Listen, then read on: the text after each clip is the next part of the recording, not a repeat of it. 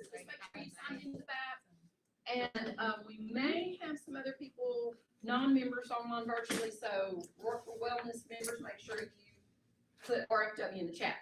All right, so slight change to today's session. It was supposed to be a dual session with Craig starting out and talking about the stress hormone cortisol. So he's still going to do that. He's here. I'm here. But we were going to end it, have a follow-up after his presentation with Lacey Lake from Student Counseling, and she was going to take us through a deep breathing exercise. But due to the possibility of the bad weather, the schools are letting out, and she's having to leave after her counseling appointments and go pick up her child. So it's all Craig today.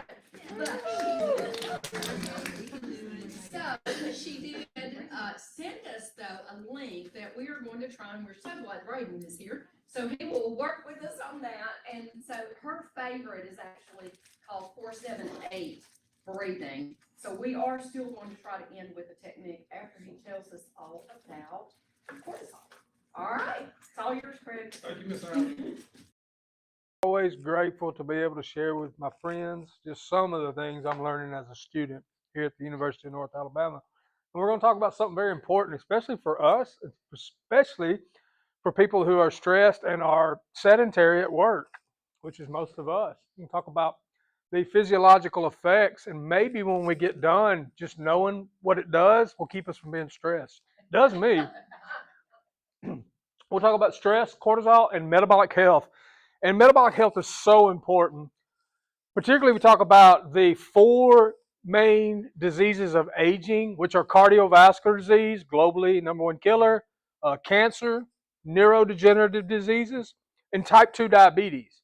Now, type 2 diabetes, nobody's death certificate is ever going to say died of type 2 diabetes. Will not happen. However, type 2 diabetes is the foundation upon which all those diseases sit on. They all start with type 2 diabetes. It's just like the foundation.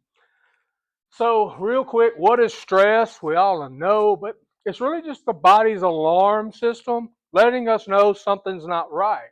And we're supposed to have some stress. It's good for us. Very good. It can, like I can get a little stressed before a presentation and it makes me want to do real good and prepare for it. So it can be really good. Our brain thinks we're in danger, okay? And that's what it's there for. And it gets our bodies, we're about to have some, when we're stressed, we're going to have some physiological effects that's going to get us ready to take off running, basically, or run towards it and fight.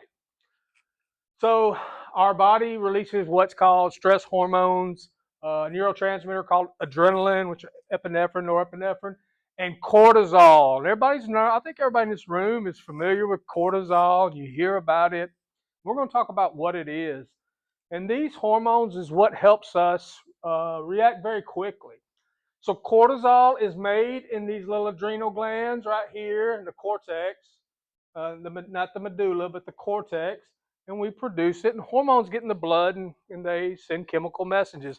I think of hormones as like text messages. You know, I want you to do something, so I text you to ask you if you'll do something. And that's what cortisol is, just a message. And its job is to deal with the body's stress, okay? And they can happen really, really fast. So what it really does, and this is important to us, one of the main things it does is it raises blood sugar. It tells the liver to dump glucose into the bloodstream. And the reason is because you need that energy supply to get away from that snake real quick, you know. That's what you need that energy for. So this cortisol is really good to put this energy into our bloodstream really fast so I can get away. And it's very important because if there were snakes, you'd want to have some high cortisol right there. Instead of just, if we didn't have it, be like, oh, there's a snake. I think it's going to bite me and it's going to get bit. So it's very important. So cortisol does 3 things. It raises the blood sugar. Very important to know. And that's because the muscles are going to need energy very quick. Okay, so glucose is a very quick energy source, unlike fat. It doesn't take long to metabolize. And then increases our alertness. That's going to help. And it releases stored energy from fat and muscle. So it actually breaks down muscle if it's up too long. And we're going to talk about that, which is not good. And all of this is for a good reason. It's to help us to get out of the situation very, very quickly. So we got to have an energy supply, and it just dumps glucose into our blood. Triglycerides end up in our blood. And in some cases, we'll talk about protein does. And where does that protein come from? Skeletal muscle. We do not want that to happen. So years and years and years ago, this was really, really great. Stress just lasted for a minute. That's important to know. Stress only lasted for a minute. Our bodies would get stressed because we'd see something after us, and then within minutes, it would go back to normal. Okay, and that's not the case today. So we use it for escaping predators, fighting off danger, and sudden emergencies. But like I said, it only lasted for a few minutes. It's the way it's supposed to be. Good stress does not last. It just gets the job done, and then physiologically, we go back to normal. But once the danger is past, the hormones would go back down. This is the way the process is supposed to happen. So our body is designed for short amounts of stress. Today, this stress often lasts for years. Instead of minutes, it lasts for years, decades, lifetime, whatever. Now, what of our stresses today? These are just a few. I'm sure you all could add some better ones than I did. Work stress, financial problems, poor sleep. We could always do a whole presentation just on sleep. And the more I study sleep, the more I don't think I even know enough about it, how important it is. Relationships and what I call future tripping. I think we're all guilty of it, thinking about we know what's going to happen in the future. We don't have a clue. If I tell you something that's going to bad happen, it's just not. So we're all going to be okay. But anyway, that can cause a lot of stress, just laying around worried about things that we don't even know. So that is one of the cases, And what this does when we're going through work stress, financial problems, poor sleep, future tripping, all of that, it's just sending these alarms off in our bodies. Well, what's really happening? Glucose is being dumped into the blood, right? We're raising our blood sugar and we're sitting. We're going to talk about that. So this is what's really bad about modern stress. So I want you to think about the physiological processes we just talked about. We're stressed, so we're getting glucose dumped into our blood. Triglycerides, believe it or not, sounds good.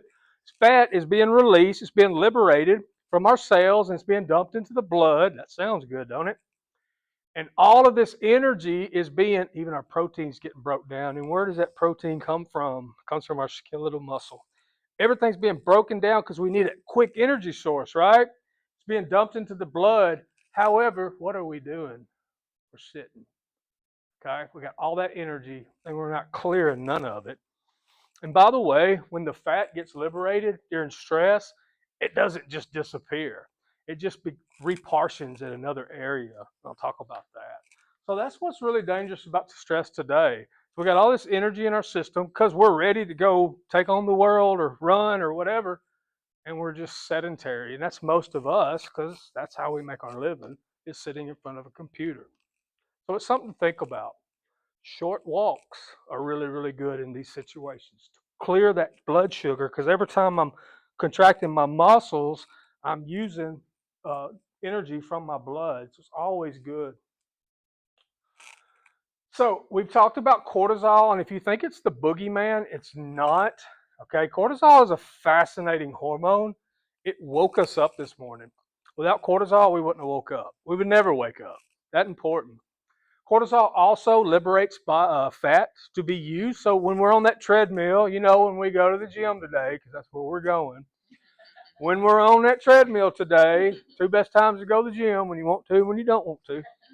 So when you're working out today, you're going to need cortisol. You're going to have a little acute spike, not chronic, difference. You're going to have an acute spike of it because that's going to need to liberate that fat from where we want to use it for energy, burn it off so we can lose body fat. So cortisol is really great. But I look at cortisol like electricity, like lights. We have to have lights. We have to have cortisol. But when we leave a room, we want to turn those lights off. Any of y'all got kids and you have to come behind them all the time and flick the lights off behind them because it will inflame your bill? Well, high cortisol, also inflammation is a big thing. I hadn't really talked about it, but inflammation is behind the curtain of every single chronic disease we could discuss, everyone. cardiovascular disease, neurodegeneration, cancer, type 2 diabetes, all inflammatory diseases.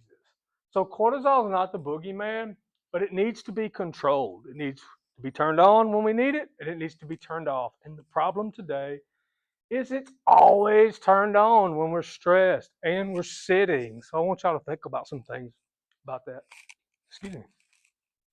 So something that's very important to me, because if you don't know it by now, I'm big into building muscle, and not for Mike Mincer. We were talking about Mike Mincer earlier. Not the vanity part. Muscle is a metabolically active organ. If you just want to be metabolically healthy, put on more muscle. In fact, I would argue that most Americans are not over fat, they're under muscled. You know, if you want to eat more cheese dip, have more muscle on you because your body will burn more. And muscle is a nutrient sensor, and it helps with all kinds of stuff. Let me just say this, and I'll skip the rest. Muscle is the longevity organ, okay? Never in the history will we ever hear a 90-year-old man or woman say, gee, I wish I had less muscle. It's something we lose, and it's so correlated with age and dying, the loss of muscle. So we'll think about that. So why does it lose muscle? Elevated cortisol, when it's turned on all the time like electricity, it is catabolic to muscle and anabolic to fat. I want you to think about that. That's not what we want to be. We want to be catabolic to fat and anabolic to muscle, because we want a good metabolic health. Okay, we want good body composition. What's body composition? It's lots of muscle mass and less body fat. And high cortisol destroys our body composition. Okay, because like I said, it is catabolic to our muscle, because your body thinks, as brilliant as our bodies are, it does not know the difference between a deadline and a snake. It just does not know the difference. It's the same thing. So it's breaking down that muscle. It's called proteolysis. Protein breaking, lysis means splitting. That's the process of breaking down muscle, which we never want to do. So we go through where you're breaking down our protein. So if you can see the orange, I know y'all can tell, you don't need me to direct you with this, but that's why I get paid the big bucks to get up here and direct all this.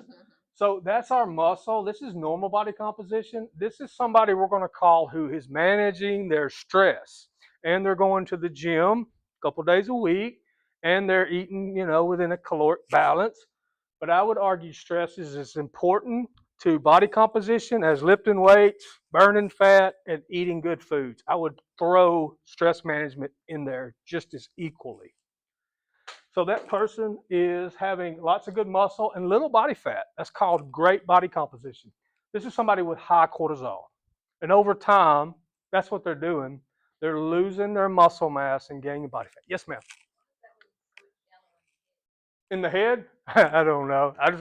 It's a great question. Well, there's a lot of fat in the head, so the brain is 60% lipid, so we'll go with that. But I'm just really looking at, it's a great question. I appreciate it. But I was just going far as the look of the muscle and the fat composition.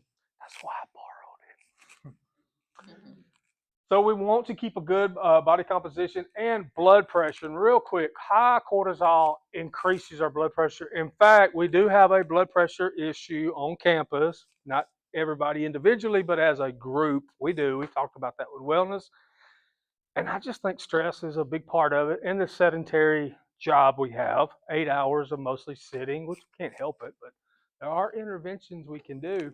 However, I do want to talk about blood pressure for a second, because I am starting to get very aggravated at the way doctors handle it, the doctor's office.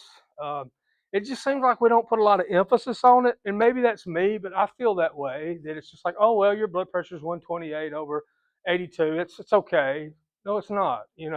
What's it going to be next year if that's the case? It's elevated. There's an issue if we have elevated blood pressure.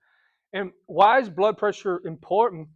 Well, let's look at this room we're in as an artery. Just picture this as an artery. And imagine every single day we all come in here and we just mistreat it. We mechanically hit it and punch it. I know we wouldn't do that, but just imagine, what would this room look like down the road, a year later, 2 years later? That's the same thing that's happening with high blood pressure, and it's happening 24/7. Because when we get our blood pressure measured and it's a high number, whatever that is, it's not just high at that moment. It suggests it's high 24/7. Okay, we need to get that under control. So I'm really wanting to do a lot to address blood pressure in a different way than it's been addressed, and get that taken care of. And then inflammation. High cortisol causes inflammation, and like I said, inflammation is the behind the curtain of every single disease we could talk about. Ruins metabolic health. So having this high stress, high cortisol, the outcome would be cardiovascular disease at a certain age, type 2 diabetes, which causes all that. And metabolic syndrome is also contributed by stress. In fact, I would argue that there are people who really don't eat as much as they think they do, and they're really not that sedentary, but they're so stressed. That's where a lot of the belly fat's coming from and a lot of the inflammation. So high cortisol and blood sugar, what does it do? So again, when we're stressed and we're sitting, we're basically still dumping sugar into the blood for an energy source, and we're not using it. So I'll just let you kind of think about how bad that is, metabolically speaking. We're getting all preparation to take off running from a snake that is not there. And over time, this can lead to what's called insulin resistance, which insulin resistance is horrible. If you have the mildest interest in being healthy, you cannot be insulin resistant, because that's what starts everything. And what's scary about insulin resistance is we can be insulin resistant for 10 years before we even develop pre-diabetes. And there's a lot of damage being done from hyperinsulinemia. And I won't go too much into that. That's a presentation of its own. That we're over here, hey, I just got my blood sugar back and it's good and all this is good. And come to find out, if we're insulin resistant, we got all kinds of havoc and chaos going on in our arteries and stuff. And I don't really like it, but insulin resistance is very difficult to measure. You can do it through a euglycemic clamp. I know that's a hard word to remember. It took me about 2 years to remember that. And it's a high process. It's where you gotta actually inject insulin in one arm and then sugar in the other, and then the specialist can tell how well you see how complicated it is. So very, very hard to know. But if you're living right, you're living healthy, keeping up your weight and watching your blood sugar, you should be fine. One thing I think is very interesting is a lot of our body fat around our belly as Americans comes from stress. And again, there's a reason why. Remember that when we're stressed and cortisol's high, we're liberating body fat. And what we're going to do, we're going to liberate it from good areas, healthy areas, and it's going to end up here. It doesn't go away. It repartions itself. And why that is there's more glucocorticoid receptors. Cortisol is a glucocorticoid. And there's more receptors in the abdomen area than there is anywhere else. So when you flood the blood with all that triglycerides that came from here because your cortisol's high, where's it going to end up? Where the receptors are more. So the receptors of the cortisol are in the abdomen, most of them. So that's why you're going to take fat from here and it's going to go here. And this is the worst place to have it. Not even for vanity reasons, just for health reasons. Because when it's around here, it's oozing back into the visceral area, which is causing just all kinds. It's a presentation of its own, visceral fat. Again, I think everybody gets the point, but maybe if we learn that when we're stressed, we're doing all these things. I'll be honest with you, since I've been learning over the last few years about how bad stress is, I just can't think of anything I'm stressed out about, because this is a lot worse than anything any future tripping I could do. So I just don't feel stressed anymore. I think there's maybe a power of awareness there, just knowing that, hey, I don't want all this to happen. So maybe what I've conjured up in my head isn't true. For me, that's worked. But I find that very interesting that we do, and I think a lot of us has heard this, that stress and cortisol causes belly fat. Okay. And again, we know for metabolic health, raise your hand, nutrition, yeah, you knew that. Exercise more, yes, but I would put stress management equally in there, not even below neither one of those two. Cortisol breaks down muscle. We talked about that. It does. Why? Because it thinks it needs more energy. It's just got to here we are sitting, and our body physiologically thinks it's got to get prepared to run, and everybody in here knows we're not about to run anywhere. we we might have to get up here in a few minutes and go to lunch and lift later, but we're not going to run anywhere. And the body doesn't know that, so you're dumping all this energy into the blood because of stress, cortisol, poor metabolic health. Terrible for our system. Causes weight gain. Yep. Terrible for that. Slower metabolism. Just go back to the body composition, with the yellow around the head a while ago that we saw. Go back to that where this is just destroying our body composition. Stress is the boogeyman. It can be, excuse me. New research has showed, and I like this picture on that, but new research has showed that elevated cortisol, people stress, it weakens the hips. I think there's a lot of glycolation. Anytime sugar gets stuck to something, it's called glycolation. And there's a lot of glycolation can be happening around in the neck of the femur artery, neck of the femur bones right there. So it weakens them. And by the way, when we measure for osteoporosis, we measure right here, exactly where I'm pointing at, that in the spine, those two areas. So we're talking about falls down the road. I think y'all get the point. This is even worse. This gets into not aging very well because we lose our mobility, all caused by stress. Stress and blood pressure. I won't cover this too much, but I always think about blood pressure. I like to think about that room. How do we treat this room? How do we treat the walls? Well, how do we treat the walls of our arterial walls? Do we come in there and we damage them every day, take care of our body? I always like to say this, I have a house, but this is my home. I live here 24 hours, 7 days a week. Why would I take better care of that place than I do this one? And I want my walls to be healthy. And high blood pressure increases heart attack and strokes. And I'm sorry, I'm just going to get opinionated here. I think strokes are way more scarier than heart attacks. I mean, I don't want a heart attack, but when I think of these two, I'm over looking at the stroke. I just think they're just horrible, horrible things to happen. And cortisol, can we keep going? Man, this is too much cortisol, it just gets worse, don't it? It causes us to want to eat a bunch of sweets. And what that does is there's a hunger hormone called ghrelin, and it makes us feel hungry. I always remember ghrelin, growling, your stomach's growling. Ghrelin tells our hypothalamus we're hungry. And by the way, we believe, everybody is going to believe whatever the hypothalamus tells us. Okay? It doesn't matter if the hypothalamus tells somebody the whole room's talking about them, even though nobody's paying attention to them, then everybody's talking about them. That's just it. If the hypothalamus is being told it's hungry, it does not matter if it's got 400 pounds of energy on it, it's hungry. And that's all there is to it.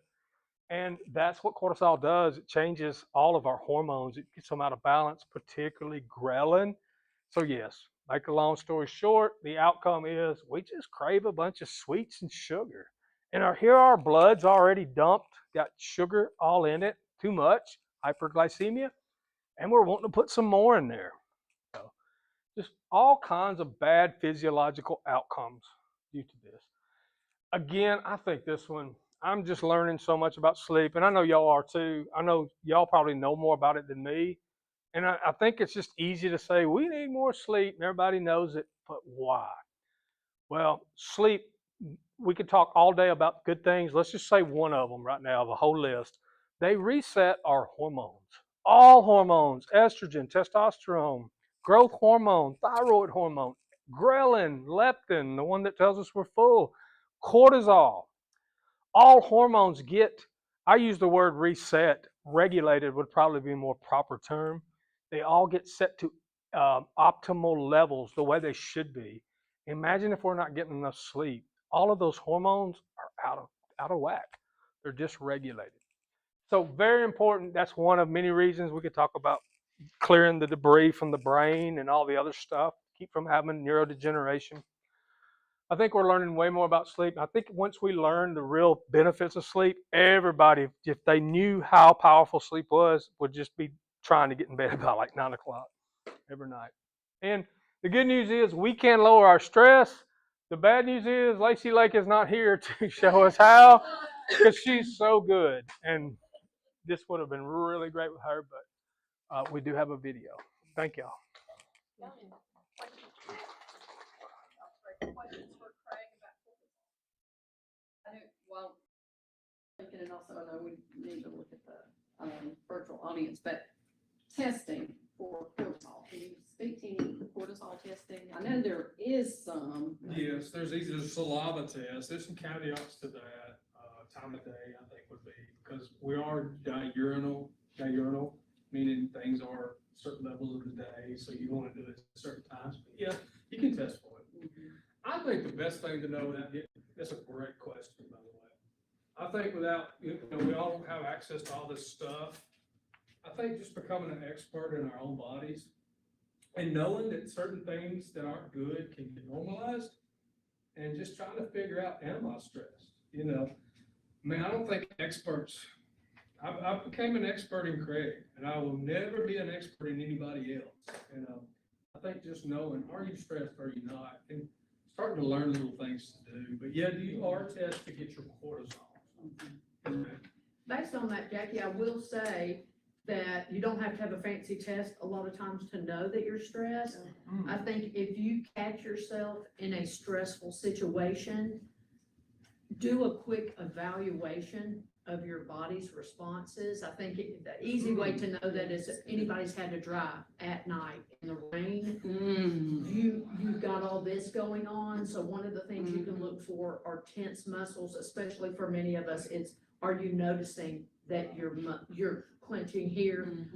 If I wake up in the morning and my teeth are sore, it means that I have clenched, and that is one of my signs that I am Yes. stressed. So You're right. I had students one time ask me, Dr. Renfro, what do you call, I can't take your stress management class, so tell me real quick what you cover. And I was like, Real quick. okay, well, but I said, you have to recognize your stress before you can deal with it.